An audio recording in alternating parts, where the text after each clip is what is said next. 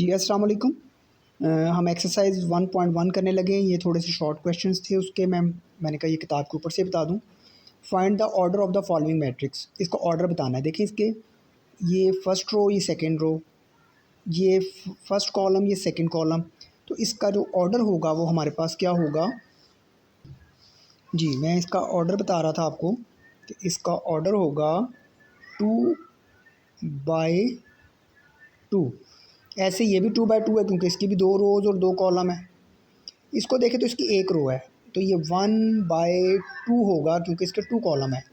इसको देखें इसकी 1 2 3 रोज़ हैं, तो ये 3/1 होगा क्योंकि कॉलम 1 है। इसको देखें इसके 1 2 3 रोज़ हैं, तो ये 3/2 कॉलम है, तो 2 इसका ये ऑर्डर होगा। इसकी 1 रो 1 कॉलम है, तो ये 1/1 होगा। इसको देखें इसकी 3 रोज़ 3 कॉलम हैं, तो इसलिए ये 3/3 इसका ऑर्डर होगा। इसकी 2 रोज़ हैं और 3 कॉलम है, इसलिए इसका ऑर्डर 2/3 होगा। तो मैंने इसके ऊपर ही लिख दिया। अब नेक्स्ट हमारे पास आता है which of the following are equal. Equal का मैंने बताया था कि ऑर्डर बराबर हो और क्रॉसपॉन्डिंग एंट्रीज बराबर हो। तो आप इसको देखें, ये ए है तो इसका 1 रो 1 कॉलम है, तो यहाँ पे मुझे देखना पड़ेगा 1 रो 1 कॉलम। ये देखिए ये 1 रो 1 कॉलम है। 5 - 2 3 होता है, तो ए और सी जो है आपस में इक्वल है।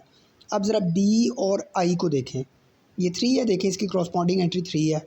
ये 5 है, तो 3 + 2 भी 5 बनता है क्योंकि दोनों का ऑर्डर भी बराबर है और क्रॉसपॉन्डिंग एंट्रीज भी इक्वल हैं, इसलिए बी और आई आपस में इक्वल होंगे। सी का तो मैं ऑलरेडी बता चुका। अब इसको मैं देखता हूँ डी को, 5 3, इसके लिए तो कोई भी नहीं है, किसी के भी इक्वल नहीं है ये। ई को देखता हूँ 4 6 0 2, ये देखें 4 6 0 2, ई और एच आपस में इक्वल है। जे को देखें 2 + 2 4 होता है, देखें 4 ही है। 2 - 2 0 होता है, तो देखें ये 0 ही है।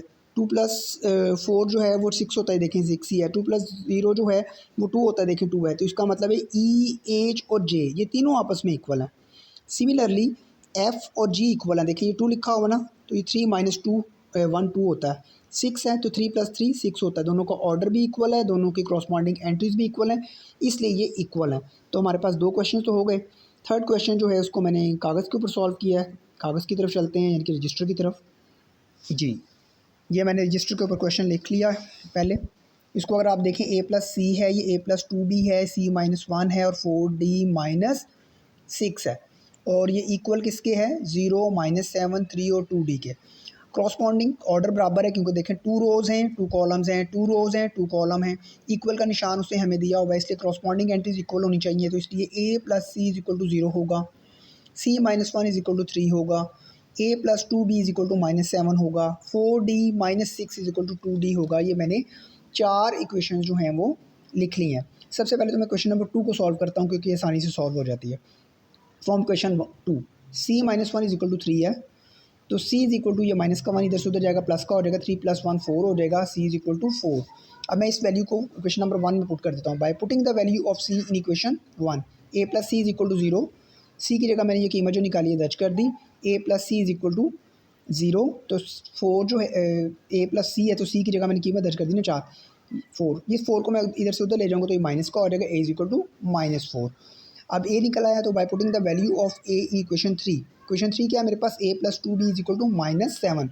मैंने ये 4 a की कीमत निकाली है, वो मैंने यहाँ पर दर्ज कर दी है। माइनस का 4 है, इधर से उधर जाएगा तो प्लस का हो जाएगा, तो ये 2b बच गया = माइनस का 7 और प्लस का 4 मिलके माइनस के 3 हो जाएंगे। ये 2 इधर मल्टीप्लाई हो रहा है, 2 को डिवाइड होगा, तो b = -2b हो गए।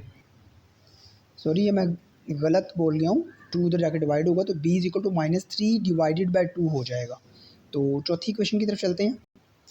जी ये क्वेश्चन नंबर 4 नेक्स्ट पेज पे की हुई है। 4d - 6 = 2d है, तो 2d उधर से इधर आ जाएगा, माइनस का हो जाएगा, 6 इधर से उधर जाएगा तो प्लस का हो जाएगा। 4d - 2d = 2d = 6। 2 इसको इधर से उधर जाके डिवाइड कर देगा, तो 6/2 जो है वो = 3 हो जाएगा। तो हमारे पास a b c और d तीनों की कीमतें निकल आई हैं। अब नेक्स्ट एक्सरसाइज की से पहले जो उसकी डेफिनेशन होंगी उनकी तरफ चलते हैं, लेकिन नेक्स्ट वीडियो में करेंगे।